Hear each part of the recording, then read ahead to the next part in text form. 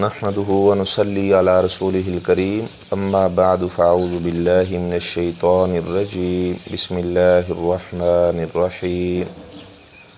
اليوم أحل لكم الطيبات وطعام الذين أوتوا الكتاب حل لكم وطعامكم حل لهم۔ آج انشاءاللہ ہم اہل کتاب کے متعلق، اہل کتاب سے مراد جن کو اللہ تبارک و تعالیٰ نے تورات عطا کی اور انجیل عطا کی۔ تورات اللہ تبارک و تعالیٰ نے حضرت موسیٰ علیہ السلام پہ نازل فرمائی اور انجیل حضرت عیسیٰ بن مریم علیہ السلام پہ اللہ تبارک و تعالیٰ نے نازل فرمائی۔ تو اہل کتاب کے کچھ انشاءاللہ جو اکل و شرب کے متعلق احکامات ہیں آپ لوگوں کے سامنے میں بیان کروں گا۔ سورۃ مائدہ کے شروع میں اللہ تبارک و تعالیٰ نے حرام چیزوں کا ذکر کیا کہ جن چیزوں کو اللہ تبارک و تعالیٰ نے حرام کر دیا ہے۔ اللہ تبارک و تعالیٰ فرماتے ہیں حرمت علیکم المیتۃ والدم، مردار تمہارے لیے حرام کر دیا گیا ہے، یعنی کوئی جانور اگر مر جاتا ہے تو وہ حرام ہے، اسے ہم کھا نہیں سکتے۔ جیسے گائے ہے، اونٹ ہے یا ایسے کوئی بھی جانور ہے، اگر وہ مر گیا ہے تو مردار ہے تو وہ حرام ہے، اسے کھایا نہیں جا سکتا۔ اس کے بعد اللہ تعالیٰ فرماتے ہیں کہ دم، خون کو بھی اللہ تبارک و تعالیٰ نے حرام کر دیا ہے۔ اس خون سے مراد کیا ہے کہ جب آپ جانور کو ذبح کرتے ہیں تو جو خون نکلتا ہے اس دم مسفوح کو اللہ تعالیٰ نے حرام کر دیا، اسے استعمال نہیں کیا جا سکتا۔ اچھا، ایک خون وہ ہوتا ہے جو گوشت کے ساتھ لگا ہوتا ہے، وہ حرام نہیں ہوتا۔ اچھا، تو قرآن کی تفسیر کرتا ہے، یہاں پہ اللہ تعالیٰ نے مجمل بیان کیا ہے۔ سورۃ بقرہ میں دم کا لفظ مجمل آیا ہے اور آگے اللہ تبارک و تعالیٰ نے ایک مقام پر یہ وضاحت کے ساتھ بتایا ہے کہ اس دم سے مراد دم مسفوح ہے، یعنی جانور کو ذبح کرتے جو خون نکلتا ہے اس خون کو بھی اللہ تبارک و تعالیٰ نے حرام کر دیا ہے۔ اچھا، اس کے بعد اللہ تعالیٰ فرماتے ہیں کہ خنزیر کا گوشت بھی تمہارے لیے حرام کر دیا گیا ہے۔ خنزیر کا کھانا حرام ہے، اسے ہم نہیں کھا سکتے، اور فطرت کے اعتبار سے یہ جو خنزیر ہے یہ گندہ ترین اور نجس ترین جانور ہے۔ اچھا، اس کے بعد اللہ تبارک و تعالیٰ فرماتے ہیں کہ تمہارے لیے جو چیز غیر اللہ کے نام پہ مشہور کر دی جائے اسے بھی اللہ تبارک و تعالیٰ نے حرام کر دیا ہے۔ اب نہ تو ہم مردار کھا سکتے ہیں، نہ ہی ہم خنزیر کا گوشت کھا سکتے ہیں، نہ ہی دم مسفوح استعمال کر سکتے ہیں، اور جو چیز غیر اللہ کے نام پر دی جائے اسے بھی ہم نہیں کھا سکتے۔ بعض لوگ جب 11 چاند کی تاریخ آتی ہے تو وہ کھیر بانٹ رہے ہوتے ہیں، دودھ بانٹ رہے ہوتے ہیں، تو جب کہ وہ ساتھ بتاتے ہیں جی فلاں کے نام پر ہم یہ بانٹ رہے ہیں،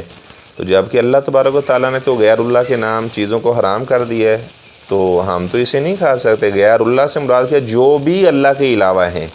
ٹھیک ہے نا، جو بھی اللہ کے علاوہ ہیں ان کے نام پر اگر کوئی چیز ڈیوائیڈ کی جاتی ہے تو یہ حرام ہے۔ یہاں پر مغالطہ دینے کی کوشش کی جاتی ہے۔ دیکھو جی، آپ جو صدقہ کرتے ہو، کسی کا باپ فوت ہو گیا، کسی کی والدہ فوت ہو گئی، آپ صدقہ کرتے ہو تو یہ بھی تو غیر اللہ کی طرف سے ہوتا ہے۔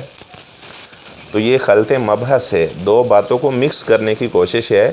جو ہم کسی کی طرف سے صدقہ کرتے ہیں، جیسے سعد بن عبادہ رضی اللہ تعالیٰ عنہ نے اپنی والدہ کی طرف سے ایک کنواں جو ہے وہ صدقہ جاریہ کے طور پہ وقف کیا تھا، تو کہتے جی وہ بھی تو غیر اللہ کے نام پر تھا۔ بھائی وہ جو انہوں نے کیا تھا، صدقہ کرنا جو ہوتا ہے اس میں یہ ارادہ ہوتا ہے کہ یا اللہ یہ جو فوت شدہ ہے اس کے درجات کو بلند کرنا، اسے جہنم کے عذاب سے بچانا، اسے جنت کے اندر اعلیٰ مقام عطا فرمانا، تو اس میں یہ ارادہ ہوتا ہے۔ اور جو چیز غیر اللہ کے نام پر دی جاتی ہے تو پیچھے تصور یہ ہوتا ہے کہ یا اللہ اس نے تیرا بڑا قرب حاصل کیا تھا، اب لہٰذا یا اللہ تو ڈائریکٹ تمہاری سنتا نہیں ہے، تو یا اللہ یہ میں اس کا قرب پہلے تلاش کر رہا ہوں، جب میں اس کا قرب تلاش کروں گا جس کے نام پر وہ کھانا دے رہا ہوتا ہے، تو یا اللہ چونکہ اس نے تجھے راضی کیا ہوا ہے تو اب تو خود بخود ہی مجھ سے راضی ہو جائے گا۔ اس میں غیر اللہ کو اس انداز سے اس کے نام پر یہ جو چیز دی جاتی ہے، بانٹی جاتی ہے غیر اللہ کے نام پر، اس میں یہ تصور ہوتا ہے۔ اور جو صدقہ کسی کی طرف سے کرنا ہوتا ہے اس میں اس بیچارے کو محتاج ظاہر کرنا ہوتا ہے، اور یہاں اس کو سب کچھ ظاہر کرنا ہوتا ہے کہ سارا اختیار اس کے پاس ہے۔ تو بات یہ ہے کہ جو چیز غیر اللہ کے نام پر دی جائے، تو میں بھی ایک دفعہ یہاں گیا، ایک یعنی لاہور کے اندر معروف ایک ریسٹورنٹ ہے، انہوں نے مجھے بھی بہت سے کھانے دے دیے، اور ساتھ انہوں نے جب غیر اللہ کا نام لیا تو میں نے کہا اب آپ نے تو ان کھانوں کو حرام کر دیا ہے، یہ تو نہیں کھائے جا سکتے، ایسے کھانے تو حرام ہیں۔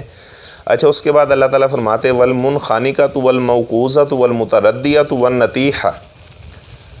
ٹھیک ہے، والمنخنقۃ، اگر کسی جانور کا گلا گھونٹا جاتا ہے اور وہ مر جاتا ہے تو اسے بھی اللہ تبارک و تعالیٰ نے حرام کر دیا ہے۔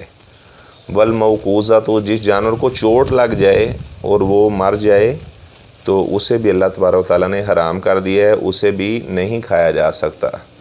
والمتردیۃ، جو جانور اوپر سے نیچے گر گیا، کوئی چھت وغیرہ کے اوپر جانور رکھے تھے یا کنویں کے اندر گر گیا، کوئی ایسی صورتحال بن گئی جانور مر گیا تو وہ حرام ہے، اسے نہیں کھایا جا سکتا۔ اس کے بعد اللہ تعالیٰ فرماتے ہیں والنطیحۃ، جس کو سینگ مار دے کوئی جانور، سینگ مارا ہوا جانور، یہ بھی حرام ہے، اسے بھی نہیں کھایا جا سکتا۔ بیل نے بکری کو سینگ مار دیا، بکری مر گئی تو اب وہ حرام ہے، اسے ہم نہیں کھا سکتے۔ وما اکل السبع الا ما ذکیتم، اور اس کے بعد فرمایا کہ جس جانور کو درندوں نے کھایا ہو اس کا کھانا بھی اللہ تعالیٰ نے حرام کر دیا ہے۔ اگر درندے نے کسی جانور کو زخمی کر دیا ہے، چیتے نے، شیر نے، اور وہ مر جاتا ہے تو وہ حرام ہے۔ آگے اللہ تبارک و تعالیٰ نے استثناء کر دیا الا ما ذکیتم، اللہ کے ان مذکورہ جانوروں میں سے کسی کے مرنے سے پہلے آپ اسے ذبح کر لیتے ہو تو تب یہ تمہارے لیے حلال ہے، پھر یہ تمہارے لیے حرام نہیں ہے۔ اچھا اب آپ دیکھیں کہ جو جانور اوپر سے نیچے گر کر، یعنی ایسی اسے چوٹیں لگ گئی، زخم لگ گیا کہ آپ نے اس کی جان نکلنے سے پہلے ہی اسے ذبح کر لیا تو وہ حلال ہے۔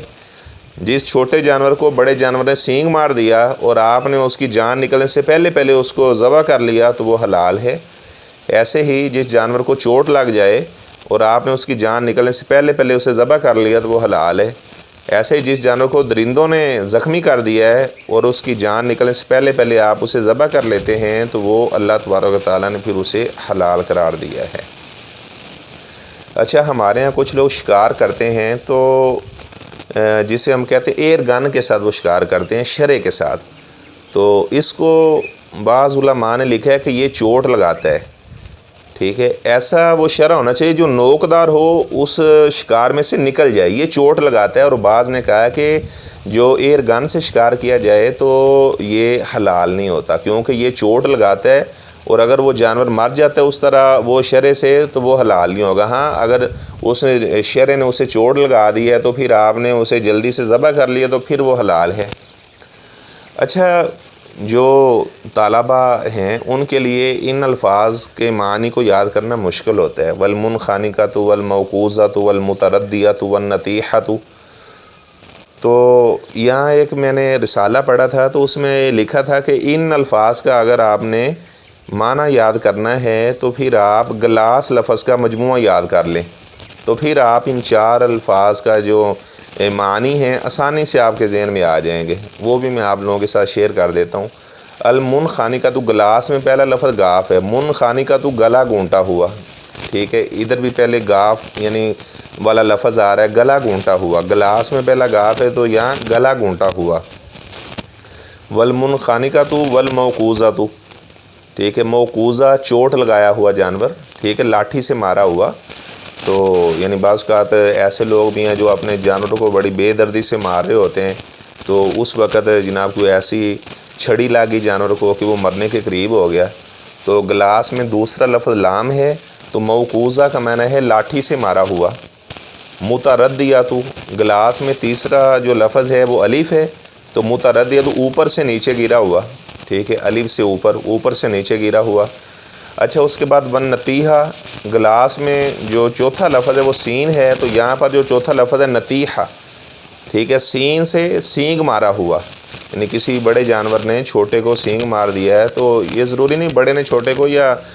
بیل وغیرہ باندھے ہوئے تھے، ایک بیل نے دوسرے بیل کو مار دیا، بکرے باندھے ہوئے تھے، ایک بکرے نے دوسرے بکرے کو سینگ مار دیا، وہ مرنے کے قریب ہو گیا، تو والنطیحہ تو سینگ مارا ہوا۔ اچھا بعض ایسے الفاظ ہوتے ہیں کہ ان کا جو ہے نا ذہن سے نکل جاتا ہے کہ اس میں اپنا قابیل نے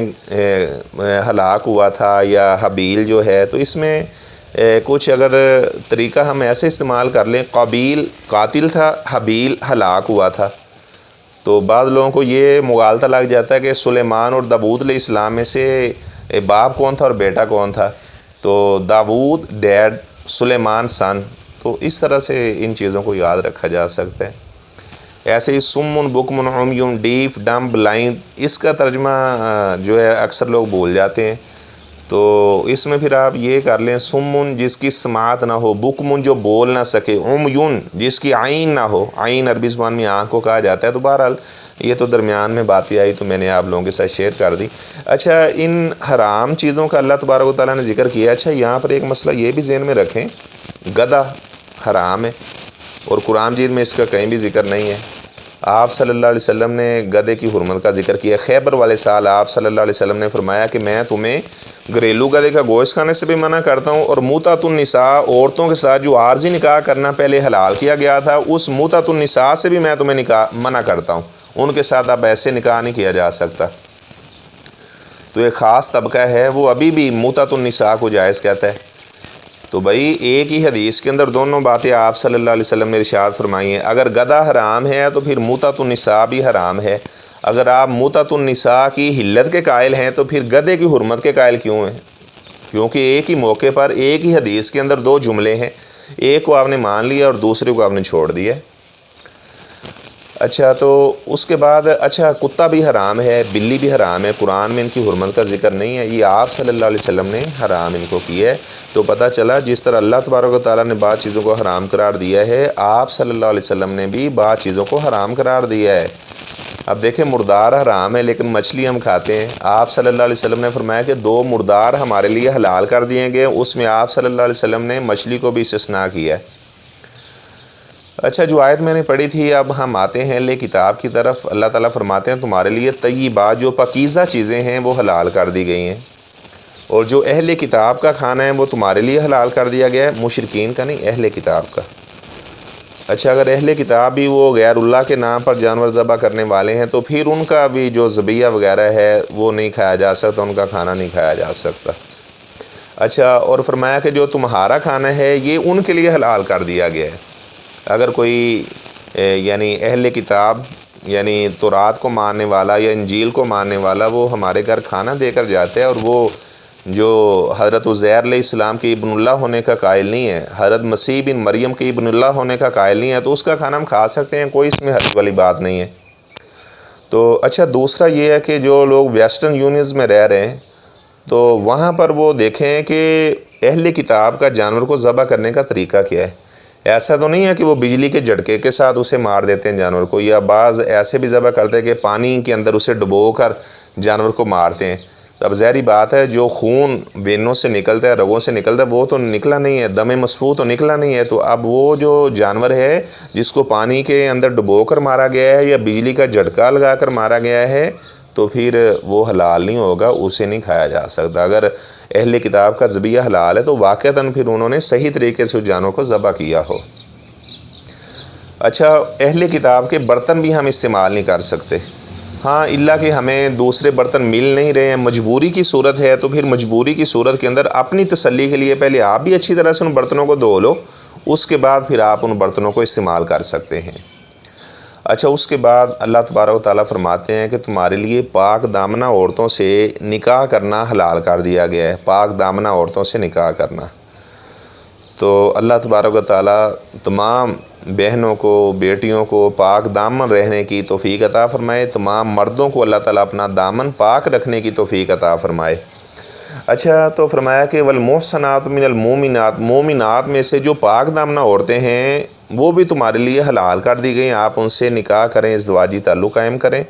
اللہ تعالیٰ سے پھر اولاد کی امید کریں، آپ صلی اللہ علیہ وسلم کی امت میں اضافہ ہوگا۔ آپ نے فرمایا کہ میں قیامت والے دن فخر محسوس کروں گا کہ میری امت زیادہ ہے۔ اچھا، اس کے بعد فرمایا کہ جو اہل کتاب کی پاک دامنہ عورتیں ہیں ان کے ساتھ بھی تمہارا نکاح کرنا حلال کر دیا گیا ہے۔ کوئی مسلمان اپنی بہن کا رشتہ یا بیٹی کا رشتہ کسی اہل کتاب سے نہیں کرے گا، لیکن بڑے افسوس کی بات ہے کتنی مسلمان بچیاں انہوں نے غیر مسلم لوگوں کے ساتھ عقد کر لیا، اپنے گھر سے بھاگ گئی، ایسے کالجوں اور یونیورسٹیوں میں پڑھتی تھی جو غیر مسلموں کے کالج تھے، اور وہاں اپنے ٹیچر کے ساتھ انہوں نے شادی کر لی۔ تو یہ اللہ کی کتاب کے ساتھ بغاوت ہے، اور مسلمانوں کا اس بات پر اجماع ہے کہ کوئی مسلمان اپنی بیٹی کا رشتہ یا بہن کا رشتہ وہ اہل کتاب کے ساتھ نہیں کر سکتا، ان سے رشتہ لے سکتا ہے۔ یہ تو اللہ تبارک و تعالیٰ فرماتے ہیں کہ تمہارے لیے اہل کتاب کی عورتوں سے نکاح کرنا حلال کر دیا گیا ہے۔ تو